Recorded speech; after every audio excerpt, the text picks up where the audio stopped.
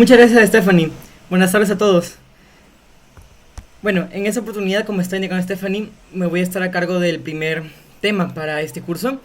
Entonces, voy a proceder ahorita a compartir pantalla. A ver, vamos a ver. Listo, ya se puede visualizar. A ver, entonces...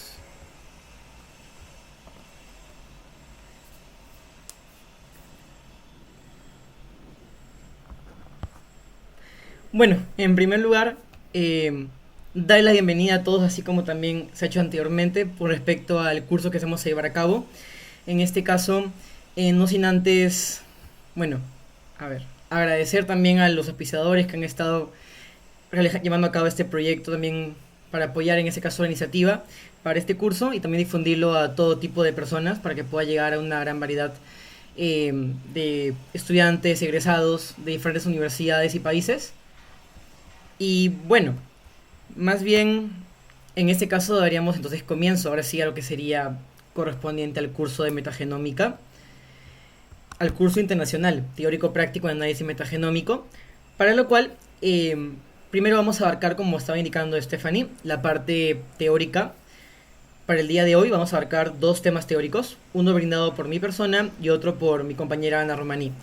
Entonces, como tal, lo que vamos a ver en esta primera ponencia es 5 puntos claves que tienen que ver principalmente con lo que es la microbiología desde los conceptos más básicos, ya que también han estado consultando respecto al qué es lo que sí abarcar en el curso como tal. Y como les estábamos indicando, estos temas van a ser desde lo más básico hasta lo más complejo, para que así cualquiera de ustedes que no tenga conocimientos tal vez tan profundos en temas de microbiología o informática, igual pueda aprender un montón sobre todo lo que vamos a ver en este curso. Entonces, como tal, vamos a partir desde lo que es la importancia de los microorganismos, porque son un tema de estudio importante. A ver. Sí, justo me estaban comentando que si está la grabación, sí está grabando ahorita. Solamente que lo estoy grabando con en este caso con OBS. Por si acaso de Jackson, porque me han mandado ahorita un mensaje. Y de ahí también le vamos a compartir ya la grabación por, por correo. Entonces, como les seguía diciendo, vamos a ver también lo que es el microbioma posteriormente. También tema de secuenciación, metagenómica, hasta partir con lo que son estructuras de proyectos metagenómicos. Todo eso es lo que se va a ver en sí a lo largo de todo el curso de metagenómica. En la parte de lo que es teoría. Entonces, hoy día vamos a abarcar estos dos primeros puntos. La importancia de los microorganismos y lo que corresponde al microbioma. Ok. Con respecto al tema 1, que es la importancia de los microorganismos, vamos a ver en sí estos tres primeros puntos. Lo que es respecto al origen del estudio de microorganismos, cómo es que partió este enfoque, cómo es que se dio inicio al análisis en esta rama de la microbiología, la importancia de los microorganismos en la biosfera, ya que estos van a ser parte fundamental también para el estudio de metagenómica. Y además, por último, lo que son los efectos dañinos en los microorganismos patógenos, que también es un punto clave que vamos a ver en esta parte. Bueno, como tal, entonces primero vamos a introducirnos con lo que es respecto a los microorganismos, ya que en sí estos organismos diminutos van a ser parte de nuestro enfoque principal para abarcar todo el análisis metagenómico, ya que como tal a partir de estos lo que nosotros queremos hacer es identificarlos a partir de muestras ya sea de algún tejido o alguna muestra ambiental, reconocer a qué tipo de taxas corresponden estos. Y no solamente tal vez a lo que son bacterias o virus, que es lo que más se conoce, sino también a hongos, por ejemplo, que también se hace análisis metagenómico en base a la región del ITS, si estamos abarcando hongos. Si son bacterias, puede ser el 16S. Pero igual, eso lo vamos a ver también más adelante, para que tengan alguna consulta o alguna duda. Entonces, como tal, la microbiología, ¿en qué consiste esta rama? ¿Qué es lo que esto abarca y por qué tiene relación con los microorganismos? Como tal, la microbiología es el estudio de los organismos microscópicos, organismos diminutos, que no se pueden ver tal vez a simple vista, sino también que se puedan ver con un microscopio, por ejemplo.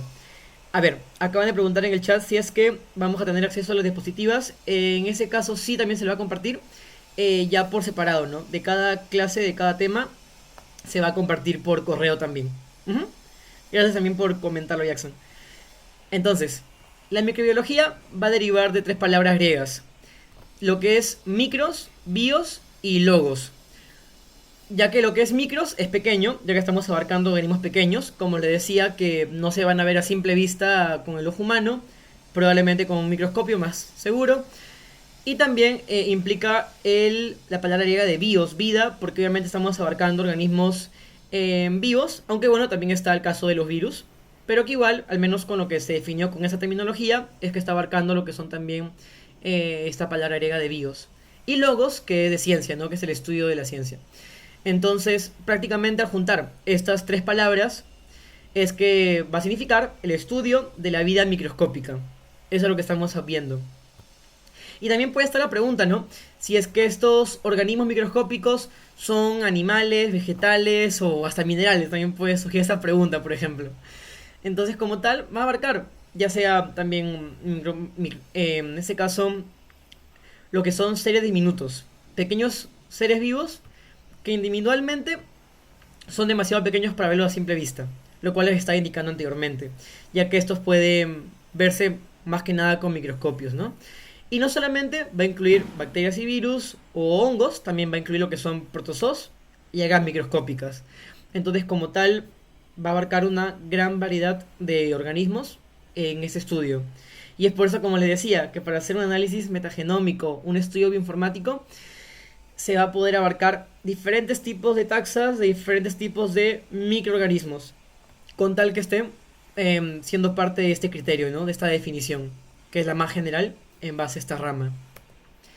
Entonces, también está la pregunta de dónde podemos encontrar estos microorganismos. Como tal, vamos a ver que hay microorganismos tanto en la litosfera, o sea, en tierra, podemos encontrarlos en el piso, también en animales, también pueden estar hasta en el subsuelo, en los árboles. Esa es parte de la litosfera. También nos podemos encontrar en la hidrosfera, o sea, en ambientes marinos. En los océanos, los ríos, los lagos, también van a haber bacterias. Y también está la atmósfera, en la cual también se pueden encontrar, en ese caso, microorganismos también. Probablemente. O tal vez también lo que puedan estar en las aves, ¿no? En sus tejidos, en su interior. Entonces, todo esto, la litosfera, hidrosfera, atmósfera, en todo esto va a estar presente los microorganismos, abarcando en conjunto lo que se conocería como biosfera. Entonces, prácticamente los microorganismos están presentes en casi todo tipo de terrenos, hasta en terrenos o en ambientes extremos, también vamos a encontrar probablemente bacterias.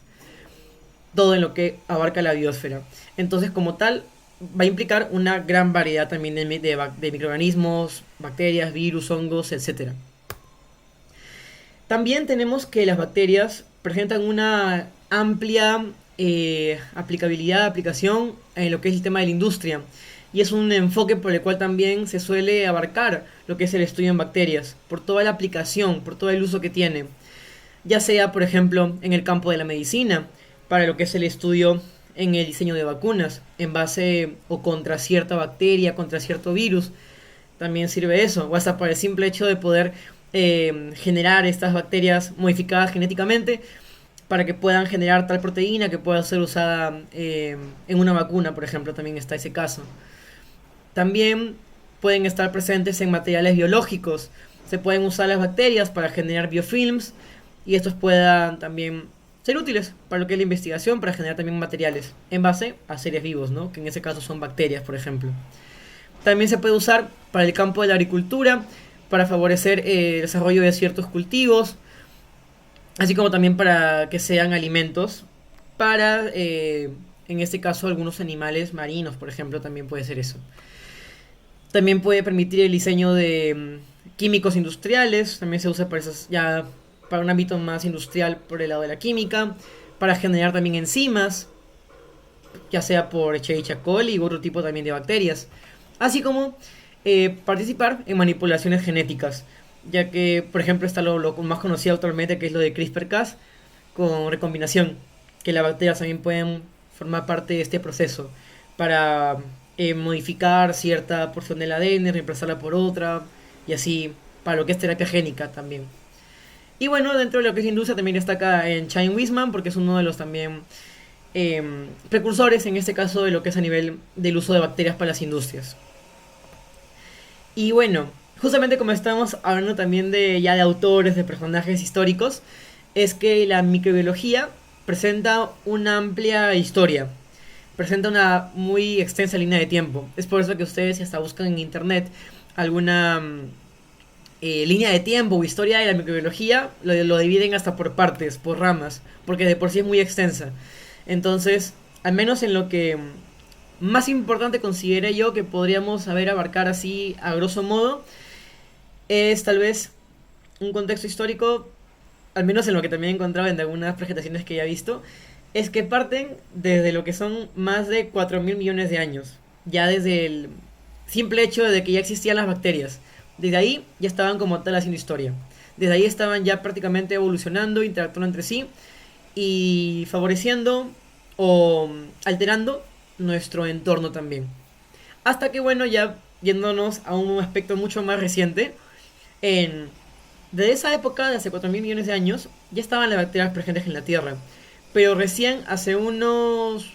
Bueno, recién en el siglo XVII es que se encontró la presencia de de esas bacterias, estos microorganismos, con la invención del microscopio, ya que como les comentaba, como son organismos muy pequeños, muy diminutos, que no se pueden ver a simple vista, estos no eran reconocidos o no eran organismos que hayan sido identificados por las personas desde siempre. Recién alrededor del siglo XVII es que se llegaron a reconocer por Anton van Leeuwenhoek, quien fue el que inventó el microscopio. Y a partir de esto es que se pudo ya visualizar a los microorganismos como tal. Pero igual, se vieron como seres diminutos, todavía no estaban clasificados. Entonces, tenía que hacerse todavía mucho más estudios. No solamente observarlos en el microscopio, sino también ver qué es lo que más había. También ver de dónde es que estos procedían, ¿no? También estaban en varias teorías que querían explicar cómo es que esos cómo es que estos aparecían, ¿no? Entonces también habían teorías como la generación espontánea, que tal vez ahí nomás, eh, así como cuando tú dejabas tal vez una carne ahí en un frasco, lo dejas por un tiempo, de la nada tal vez podían aparecer ahí los microorganismos, así, de la nada, sin ningún antecedente, o tal vez de otros organismos. Entonces así surgieron varias teorías, la verdad. Hasta que ya luego surgieron más teorías de explicaciones en las cuales ya estaría Needham, Lázaro Spallanzani, para poder también tener una idea más clara de estos, ¿no? Hasta que también llegamos hasta lo que es ya con Luis Pasteur, por ejemplo. Y bueno, entonces cuando ya tenía una idea más clara de lo que eran las bacterias, los microorganismos, es que se empezaron a ver la utilidad de estos. Como por ejemplo, para la producción de vino, también se empezó a relacionar cómo es que estos eran causantes de enfermedades, ya que antes se pensaba también que algunas enfermedades eran más bien por causas místicas, divinas, o por algún otro tipo de enfermedad de causa. Pero algunas ya se encontraron que era más bien por causales de algunas bacterias, algunos virus. Más que nada bacterias en aquel entonces. Entonces también estaba la importancia de eso, ¿no? Y fue en base a eso que también se empezaron a hacer ya ciertas vacunas contra estas bacterias. También está el uso de las levaduras, que también proceden de bacterias, como son hongos como tal. También se asoció como agentes fermentadores para lo que es la generación del pan, por ejemplo, también que ayudaba en eso, ya por el siglo XIX. También está ver también, ¿no? En este caso también la asociación que tenían los microorganismos con las enfermedades, por ejemplo los 50 con algunas enfermedades que se podía, con algunas plagas que se podía haber encontrado también. Entonces prácticamente a lo largo de la historia ha estado esta labor, ¿no? De poder al principio reconocer a las bacterias y luego asociarlas tal vez con enfermedades, así como verles una utilidad, hasta poder llegar a lo que les había indicado anteriormente, ¿no?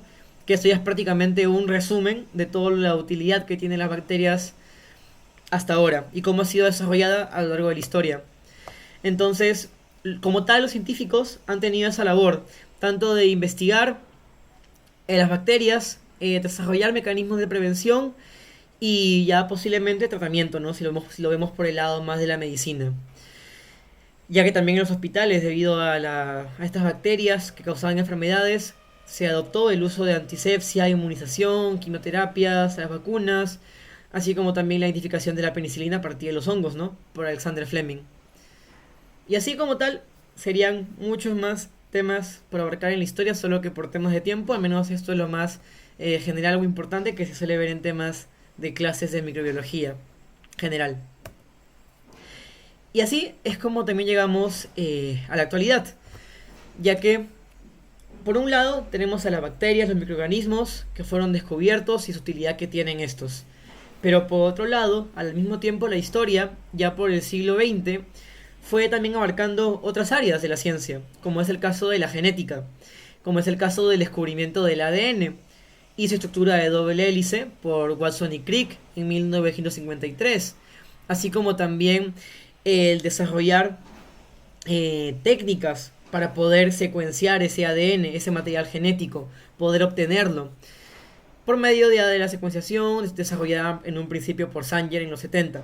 Entonces, esto va de la mano con lo que corresponde a la microbiología, ya que de no ser por esto, no se pueden hacer tampoco estudios de metagenómica, porque como tal la metagenómica va a implicar estas dos ramas, tanto lo que es la microbiología como también la genética, ya que es en base a las secuencias de ADN, en particular ciertas regiones conservadas o variables también, es que se van a identificar algunos tipos de bacterias, de virus, de hongos que se estén abarcando como estudio o que se quieran identificar en cierta muestra ambiental, por ejemplo.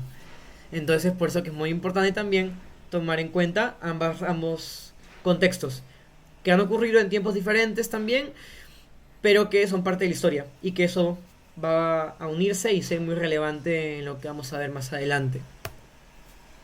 Ahora, también está otro punto importante, que es la clasificación un tanto de las bacterias, ya que también tenemos bacterias que pueden ser patógenas, así como pueden ser benéficas. Es igual, también es parte de la introducción que estamos haciendo, ya que al momento también de hacer el análisis informático de metagenómica, también vamos a encontrar una gran variedad de bacterias, que también pueden ser bacterias tal vez comunes dentro de la microbiota intestinal del organismo, de algún mamífero, pero también podemos encontrar otros que son patógenos. Entonces también es importante tener un poco la clave de esto. Pero igual vamos a ver también en estas siguientes diapositivas. Pero bueno, eh, también un concepto importante de la microbiología que también se abarca es cómo surgieron, ¿no?, lo que son las células eucariotas, que también se suele ver en lo que es la parte de microbiología. Ya que como tal estamos hablando de lo que son bacterias, pero estas bacterias también estaba siempre esta pregunta evolutiva de dónde es que después, cómo es que llegó a formarse lo que son las células eucariotas, que es en la cual estamos nosotros principalmente conformados. Y es ahí donde surge, ¿no?, esta teoría endosimbiótica por Lynn Margulis en 1967. Cómo es que a partir de, por ejemplo, una arquea y una bacteria, cómo es que hubo una endosimbiosis, cómo es que hubo cómo es que prácticamente una, entre comillas, comió a la otra, la absorbió a la otra, y así obtiene las organelas, los componentes internos del otro organismo, ¿no? Llegando a tener tanto lo que es el desarrollo del sistema de orgánulos, también tener mitocondria, y luego, posteriormente, con una cianobacteria, realizar otra endosimbiosis, otra digestión, y así obtener, por ejemplo, el cloroplasto para las células vegetales. Y por otro lado, las células animales, ya con una segunda endosimbiosis. También son temas que se abarcan en esta área de microbiología, ya que como tal, este simple proceso que ocurre a nivel de una arquea con una bacteria, o una bacteria más desarrollada con orgánulos, con una genobacteria, realizan esta endosimbiosis, prácticamente lo mismo también corresponde a un tema de simbiosis. Es prácticamente similar, solo que eso es a nivel microscópico. Ya como tal, abarcando lo que es la simbiosis, esto es más bien ya entre organismos por ejemplo, entre mamíferos, o entre un mamífero y una ave, o también entre un mamífero y una pulga, también puede ocurrir eso. Entonces, por otro lado, tenemos esto que es la simbiosis, en el cual es una de las formas selectivas más importantes dentro de la evolución, detrás de la evolución, ya que esto implica una interacción cercana o persistente entre dos o más especies biológicas. Por eso me comentaba que podrían ser mamíferos o aves o insectos, con tal que sea una interacción que dure con el paso del tiempo, sería una simbiosis, y que también sea cercana, ¿no? Pero vamos a ver también que hay diferentes tipos de simbiosis, por ejemplo, entre estos simbiontes, que es de los cuales interactúan. Hay diferentes tipos. Puede haber, por ejemplo, mutualismo, en el caso de que entre un pájaro y un rinoceronte, el pájaro se alimenta de los insectos que tiene el rinoceronte y este se libera de los insectos gracias al pájaro. En este caso el pájaro está ayudando al rinoceronte. También puede estar el caso del comensalismo, en el cual, por ejemplo, están las aves que hacen sus nidos y se protegen del viento y la lluvia. En este caso se está favoreciendo el ave del árbol como tal. O puede ser parasitismo en el cual sí más bien esté en parte perjudicando al hospedero, ¿no? Como el caso de las pulgas y los piojos en el pelo de los animales, ya que se alimenta de su sangre y le genera incomodidad también al perro. Esos son ejemplos así a grosso modo de lo que es la simbiosis, esta interacción. Y bueno, ¿por qué en parte estamos abarcando, tal vez se preguntarán, ¿no? ¿Por qué estamos viendo temas de endosimbiosis o simbiosis como tal? Y esto se debe a que prácticamente algo similar ocurre también entre las bacterias con el organismo hospedero. Y esto se suele ver mucho en metagenómica, ya que al analizar, por ejemplo, la muestra de un tejido o de un órgano, ya sea de un ser humano, una muestra intestinal o de algún mamífero u otro animal u otro ser vivo, podemos ver cómo es que hay bacterias que interactúan con este organismo, con este huésped, a partir del análisis ya a nivel metagenómico de esta muestra. Entonces esto también sería, entre comillas, una simbiosis, porque es una interacción que hay entre las bacterias con su huésped. Y puede ser algo benéfico o neutro, así como también puede ser algo patógeno. Y es por eso que también les ponía estos ejemplos, ¿no? De lo que es la endosimbiosis, de la simbiosis, porque como tal esto también es como una manera más general y tal vez más fácil de poder entender lo que también ocurre a un nivel microbiológico y que se ve más por el ámbito de la metagenómica. Pero bueno, así como vemos que hay casos de simbiosis en las que hay interacciones que no son perjudiciales, que no son patógenas del todo para el hospedero o entre el hospedero y el huésped, también hay casos en los que esta simbiosis, esta interacción, sí genera una patogenia, sí genera una enfermedad, algo ya más, algo peor en el organismo. Entonces, dentro de esta patogenia, tenemos tres tipos de patogenia, ya viéndolo a un nivel microscópico. Primero está lo que es la colonización. En este caso, se establece el microorganismo en un tejido, en un órgano, sin causar ningún daño. Esto puede ser, por ejemplo, en una microbiota intestinal, en la que tenemos un montón de bacterias y pueden haber algunas que no hagan ningún daño.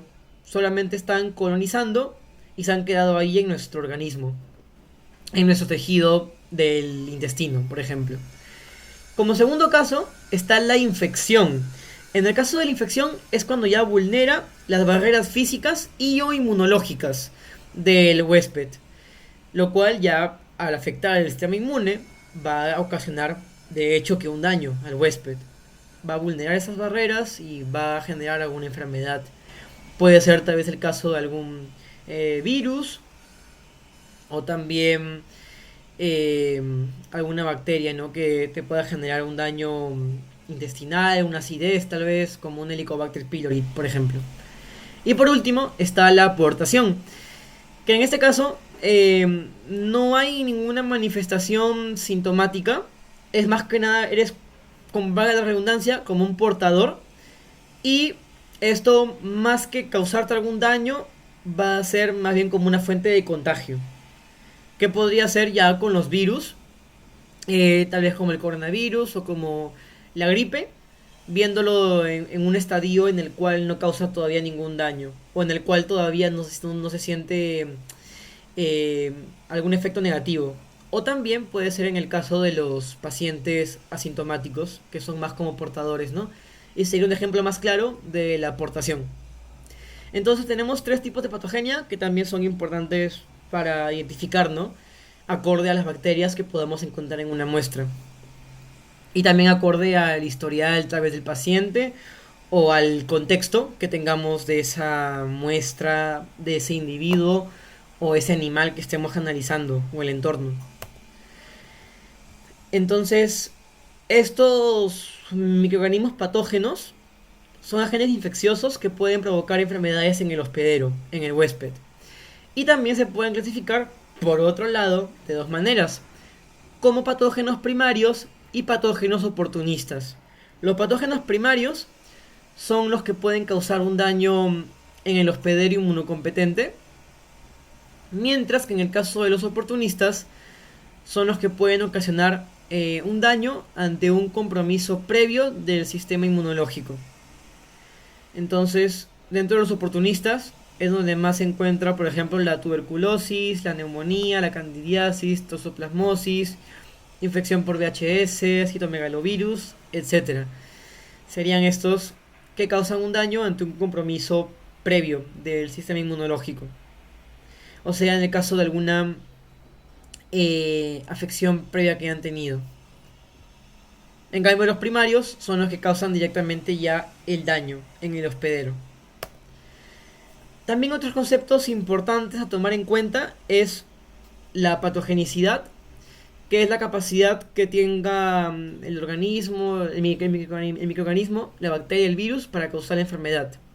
Y por otro lado, el factor de virulencia, que son las propiedades que permiten que un microorganismo o una bacteria se establezca y mejore su potencial para causar enfermedades. Ujú. Para que se pueda establecer y mejorar su potencial.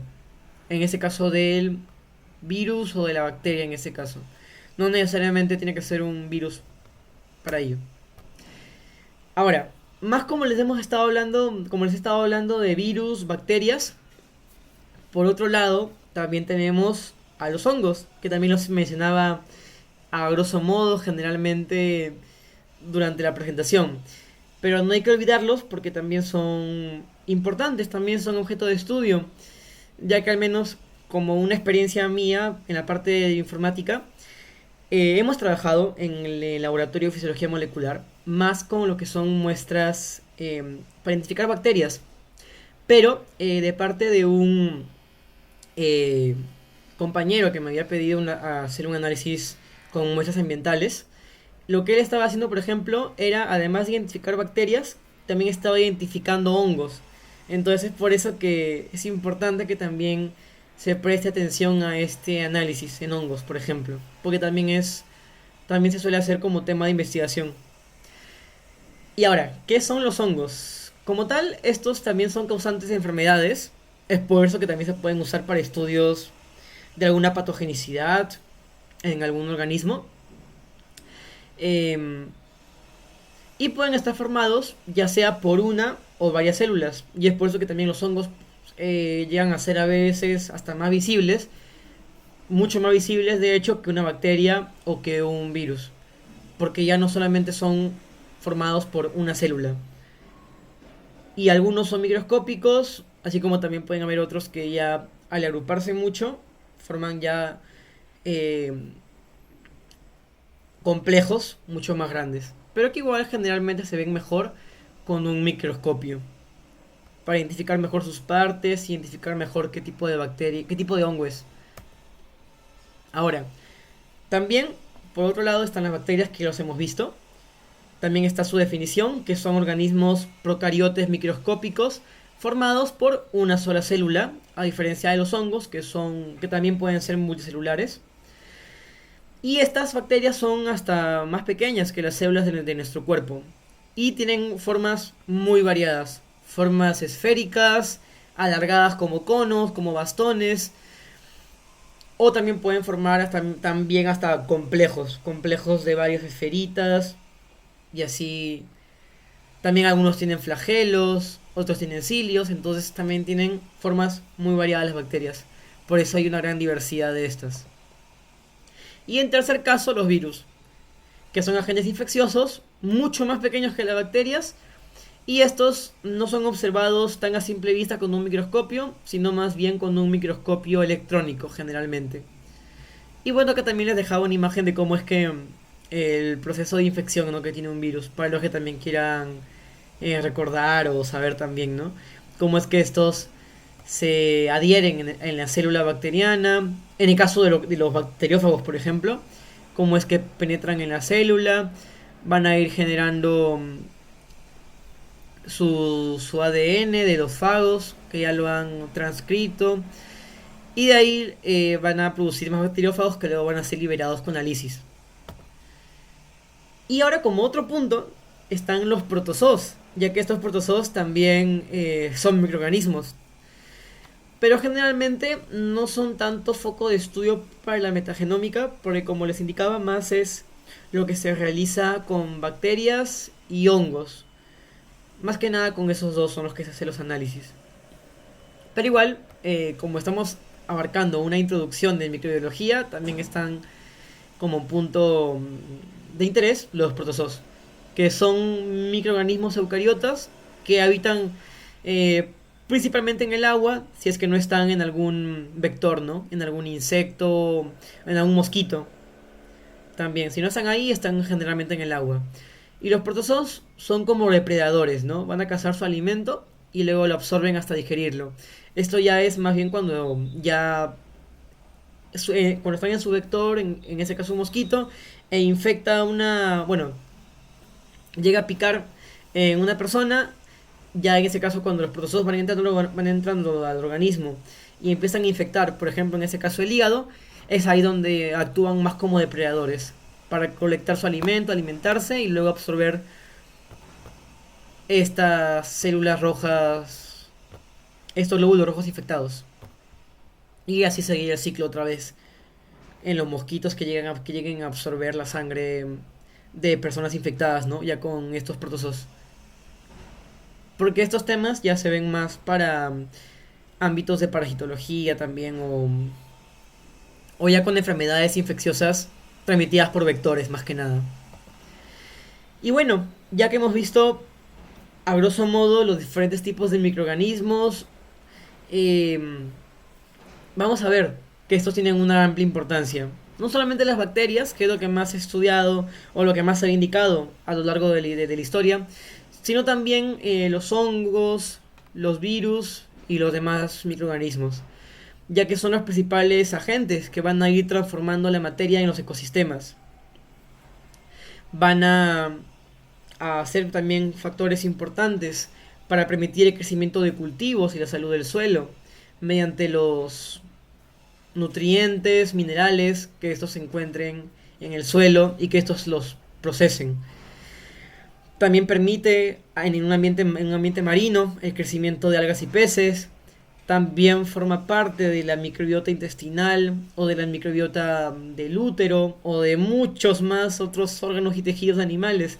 No solamente de nosotros, sino también del ganado, por ejemplo. Y es por eso que también se suele ver esto en temas de analizar la microbiota en diferentes tipos de animales como vacas, cuyes, cerdos, y ver cómo esto puede variar, ¿no? Tal vez en algunos animales de ganado que estén enfermos con algunos sanos. Y así poder identificar bacterias que varíen en su intestino, que varíen en su microbiota. Y en base a eso poder identificar qué fármacos serían los más apropiados para suministrarle a dichos animales. Por ejemplo, viendo lo que es la parte de salud animal.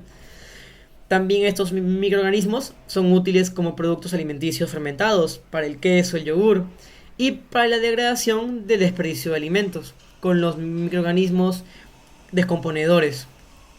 Entonces, como tal, estos microorganismos van a ser capaces de reciclar materiales que van a obtener de diferentes niveles tróficos, como pueden ver. y que van a estar presentes tanto en animales, tanto en herbívoros, carnívoros, también en el entorno como tal. Y esto va a permitir lo que es el origen de los ciclos biogeoquímicos, que vamos a verlo también más adelante. Entonces, como tal, vamos a ver que las bacterias, los microorganismos, van a estar en todo tipo de organismos superiores. No solamente en mamíferos, en herbívoros, carnívoros, omnívoros, también pueden estar en plantas, también pueden estar también haciendo simbiosis con otros hongos, por ejemplo, entre sí. Entonces, como tal, esta interacción entre los microorganismos también va a ocurrir entre animales y entre animales con plantas, porque al momento también de digerir estos alimentos también estamos indirectamente ingiriendo algunas bacterias. Entonces también forman parte, aunque no estén en esta imagen, también son parte de la red trófica, por así decirlo entre comillas, porque también van a implicar, van a también ser claves en lo que es el flujo de energía, de nutrientes y en el papel que va a desarrollar cada organismo. También son clave, aunque no estén indicados acá a simple vista, por ejemplo. Pueden estar dentro del conejo, que luego lo va a comer el zorro. Y así en cada organismo si nos ponemos a abarcar cada caso. Y justo acá es lo que les estaba indicando. Los microorganismos van a estar implicados prácticamente en todos los niveles tróficos. Tal vez esto no es algo que se haya señalado en alguna clase, tal vez de biología del colegio, pero que igual ya se va viendo a lo largo ya de los que también estamos ya viendo esto más a profundidad. Bueno, también como la mayoría de ustedes también son estudiantes, ya sea estudiantes de pregrado o egresados o estudiantes de posgrado, también ya habrán visto esto. O también están viendo esto. En el cual van a estar implicados en varias redes tróficas. Por ejemplo, a nivel de lo que son los productores, van a estar presentes las bacterias, pueden estar en los océanos, en las aguas continentales, mayormente están ahí, o también en el suelo, tanto las bacterias como algas microscópicas, y son parte de la red de los productores de este grupo. A nivel de los consumidores primarios, también tenemos a los protozoos. Dentro del tercer grupo, de los consumidores secundarios, los superiores y parásitos, también tenemos a Clostridium botulinum, que sería un tipo de parásito, por ejemplo. Y eso ya sería un consumidor superior. Y como descomponedores tenemos a todos los tipos de bacterias y hongos que están implicados en, por ejemplo, mineralizar la materia orgánica o las bacterias fijadoras de nitrógeno, que también son descomponedores y son parte de la red trófica. Entonces, tenemos que prácticamente las bacterias están implicadas en todos los niveles tróficos. Van a estar en todas estas redes. Por lo cual resalta mucho su importancia que estas van a tener.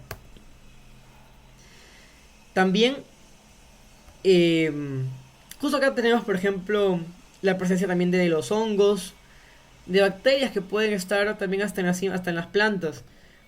También pueden estar como comensales, los saprófitos, en el mutualismo. También están las micorrizas, las fijadoras de nitrógeno. También pueden estar en las redes de parasitismo, como hemos visto con el caso de este Clostridium, o con lo que es la predación. Entonces, de por sí están implicados en todas las redes tróficas y en todas también las relaciones interespecíficas. O sea, también dentro de las mismas especies también.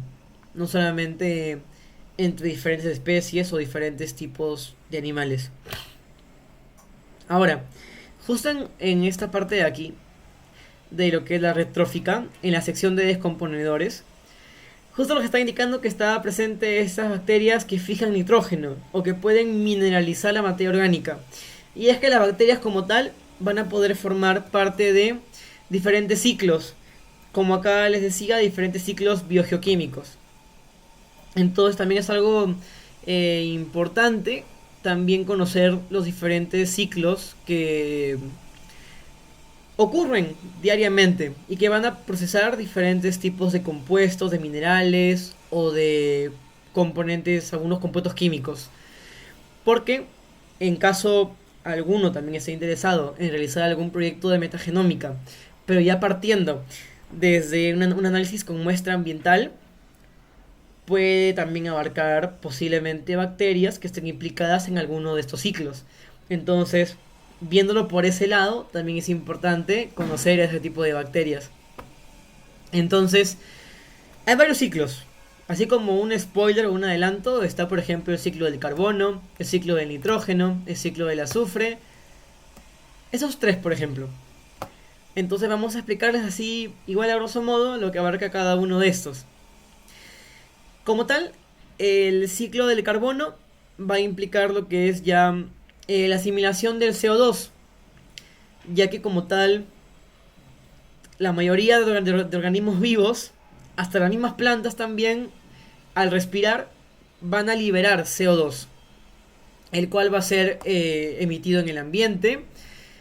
Y no solamente los seres vivos, sino también en el ámbito industrial, las emisiones humanas también van a generar lo que es CO2, esos gases que van a ir al aire, al ambiente. Entonces, estos van a llegar a ser también procesados, van a ser asimilados, por ejemplo, por las plantas, también mediante la fotosíntesis, para liberar, en vez de CO2, O2, oxígeno. Y así también repetir gran parte del ciclo, ¿no? Y no solamente ocurre entre lo que son los animales o las industrias con las plantas, sino también esta presencia de, de dióxido de carbono en la atmósfera también va a conllevar, ¿no?, a un intercambio de gases, pero que no solamente ocurre entre las plantas con el CO2, por ejemplo, sino también a nivel de los gases del aire con los gases del mar, por ejemplo, ya que ahí también ocurre lo que es la fotosíntesis marina, y además que también en el mar también hay organismos que pueden también liberar CO2 con la respiración. Entonces también ocurre un intercambio de gases entre el aire y el mar, a nivel ya con los océanos. También puede ser por el desgaste de rocas terrestres que pueda generar también carbono en el suelo, un carbono que va a llegar por un lado a convertirse en fósil, pero que igual va a partir por el otro lado formando parte de la respiración microbiana y que también va a ser descompuesto por justo estos microorganismos, lo cual también va a ser filtrado y va a poder llegar tal vez a la superficie o también va a ser llevado al océano y así formar sedimentos y conllevar así a repetir el ciclo también por ese otro lado. Entonces está implicado en varias rutas, y varias diferentes líneas, este ciclo del carbono, ya que también está, como acá se indica, ¿no?, la liberación del CO2 por parte de rutas catabólicas en los heterótrofos, en los animales, por ejemplo. También está la materia orgánica secuestrada por el desgaste de rocas terrestres, que va a estar en sedimentos y vuelve al ciclo cuando llegue a subir a la superficie. También puede haber metano en la atmósfera, que también luego puede ser asimilado o descompuesto en oxígeno o en CO2. Y también las bacterias metanógenas, ¿no?, que también van a procesar, valga la redundancia, el metano. Y eso también va a ser después descompuesto, ¿no?, en otros componentes. Todo esto va a implicar este ciclo del carbono. Por otro lado está el ciclo del nitrógeno, que este se encuentra más que nada en el suelo, ya sea por desechos y restos que pueda defecar un animal, algún conejo por ejemplo, eh, así como también lo que este va a ser descompuesto. Este va a ser descompuesto y también puede llegar a ser hasta absorbido, ¿no?, como nutrientes o fijado las, por las plantas, por los animales. Bueno, en ese caso por las bacterias también. Entonces, por ese otro lado, van a participar también las bacterias, porque así como en el ciclo de carbono habían bacterias metanógenas que van a procesar el metano de la atmósfera, también hay bacterias que van a procesar este nitrógeno y que lo van a en sí, bueno, que va a estar fijado el nitrógeno, va a estar como amonio en el suelo, y este puede pasar por un proceso de nitrificación por medio de bacterias para que se convierta luego en nitrato del suelo, en NO3. Luego también otras bacterias también lo pueden desnitrificar y generar nitrógeno atmosférico gaseoso, que es N2. Eso es por otro lado. Y en un tercer caso, también están las mismas bacterias que descomponen estos desechos, esos restos, ¿no? Y que también puede llegar a ser utilizado por las plantas, que lo fijan. Y como último caso está el ciclo del azufre. En este caso tenemos que el ciclo del azufre también va a implicar tanto una ruta terrestre como una ruta aérea. Lo cual también ocurría en los otros dos casos, igual que en el ciclo del carbón, igual que en el ciclo del nitrógeno. En este caso lo que más se va a utilizar por los autótrofos es el sulfato, el SO4.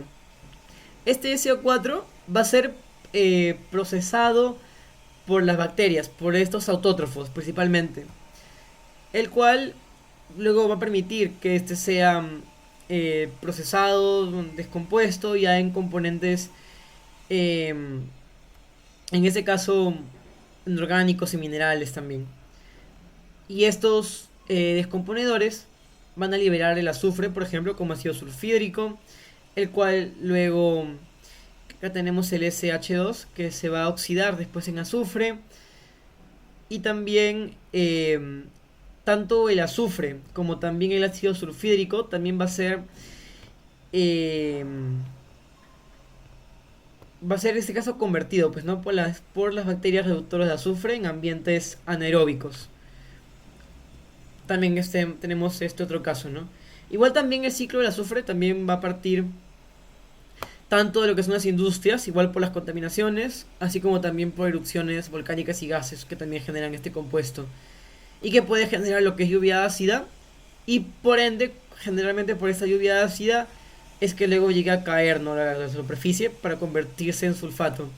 Y luego este sulfato se va a descomponer, ¿no?, en ácido sulfídrico, así como también en azufre, solamente en ese, ya por la bacteria reductora de azufre. Generalmente en ambientes anaeróbicos, ¿no?, más que nada en el subsuelo ahí, en la tierra. Y bueno, vemos entonces que la participación de las bacterias es muy cotidiana, ocurre también todos los días por medio de estos ciclos biogeoquímicos.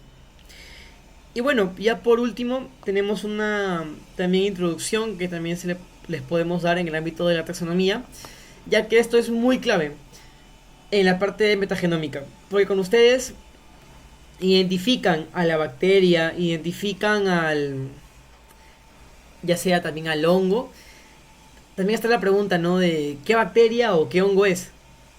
Y para no verlo tal vez en un enfoque microscópico, más fácilmente se puede visualizar por medio de las regiones de ADN que tengan, ya con un enfoque metagenómico, que es lo que también se va a ver más adelante, justo en las siguientes clases. Pero como tal, esta es muy importante en lo que decía en general, de identificar qué bacteria o qué hongo estamos analizando.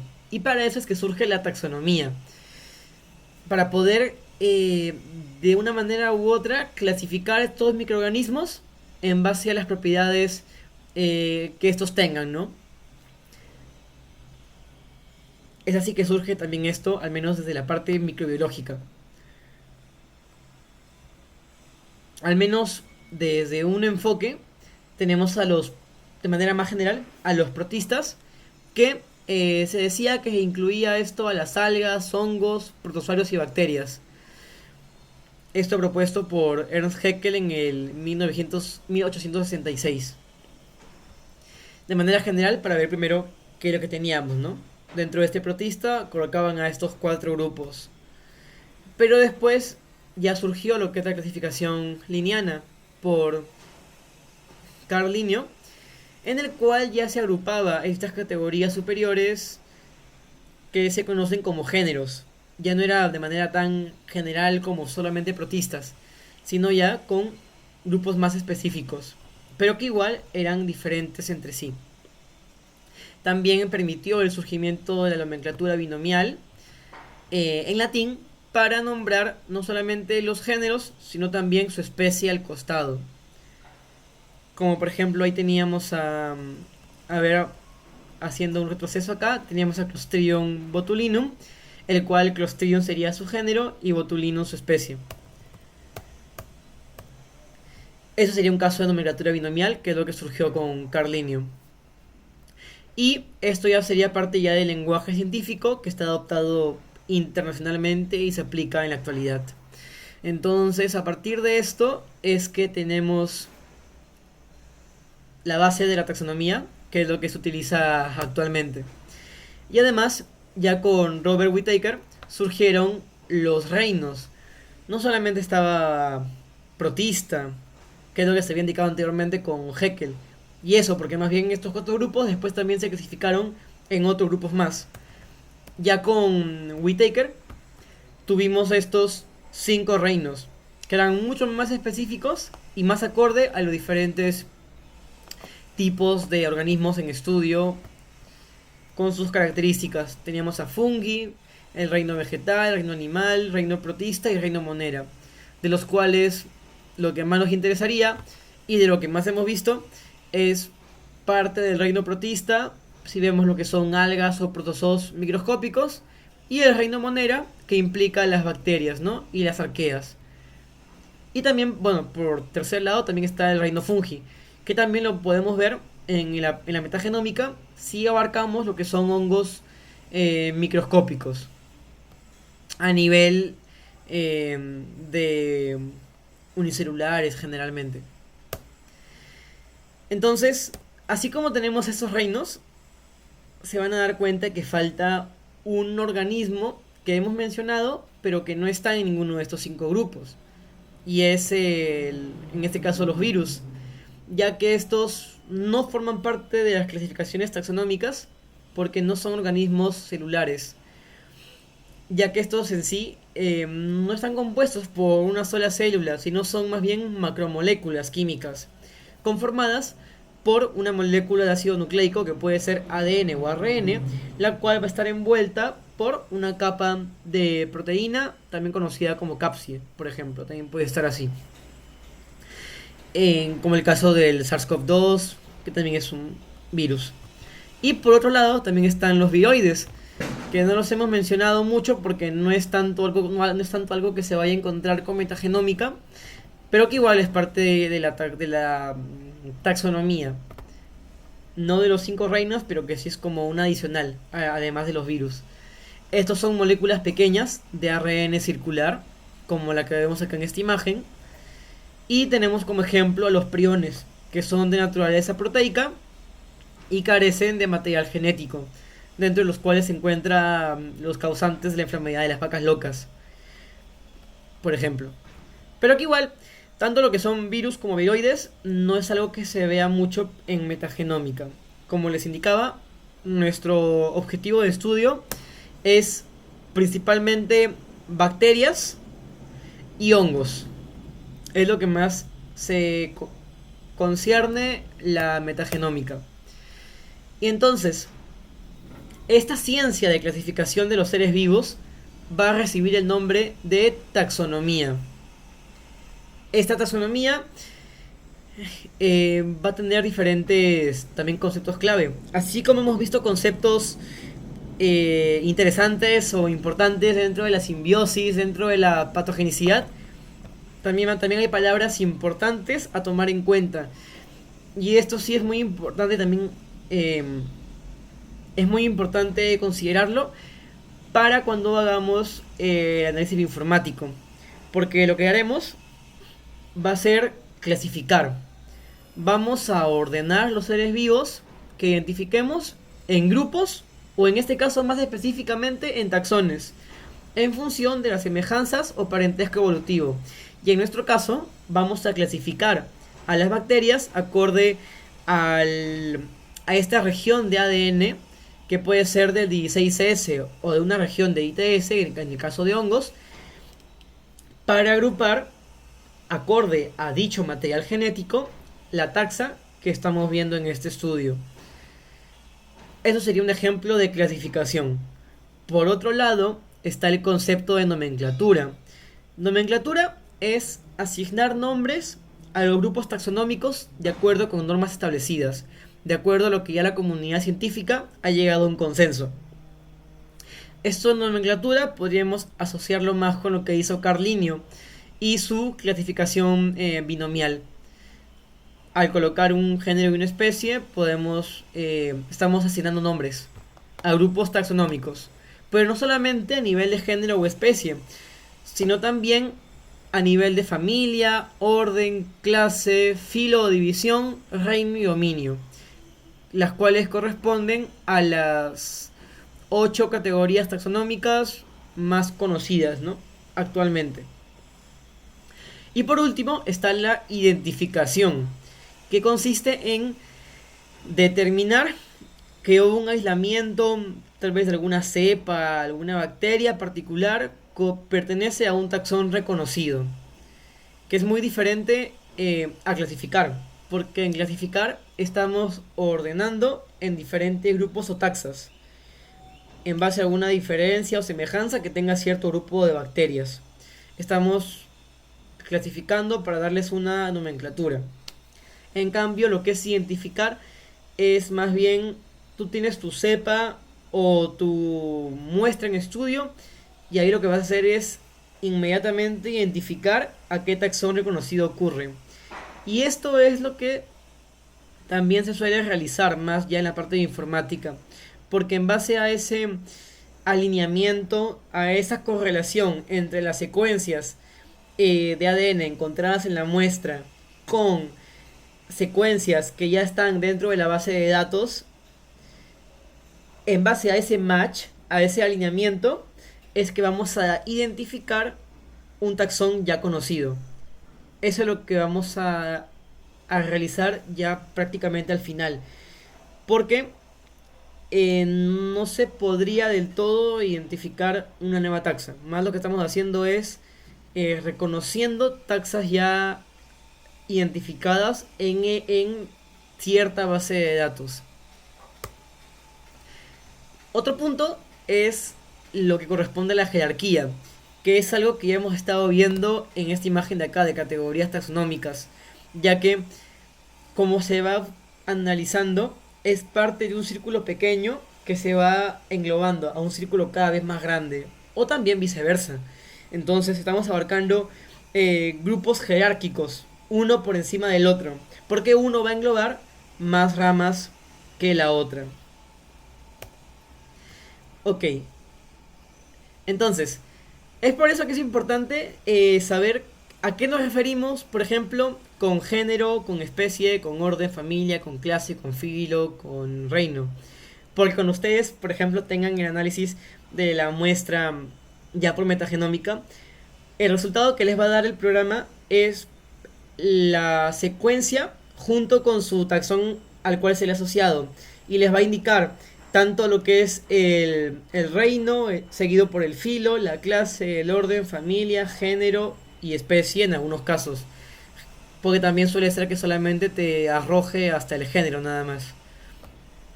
Entonces, al menos estos 4 conceptos que están aquí en los extremos es importante poder conocerlos. En lo que es especie, son grupos de poblaciones naturales que se van a reproducir entre sí.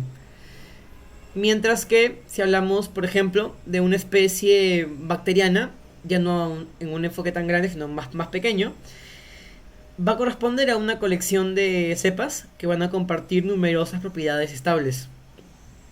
¿Y a qué nos referimos con cepa? A una población de microorganismos que van a descender de un único organismo o a partir de un aislamiento en un cultivo puro.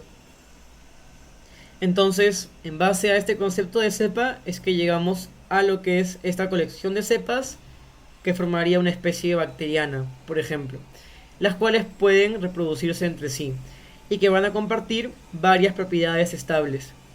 Y de manera más general, partiendo de especie a un grupo más grande, tenemos lo que es género, que es un grupo bien definido, ya sea de una o más especies, que va a estar claramente separado de otros géneros.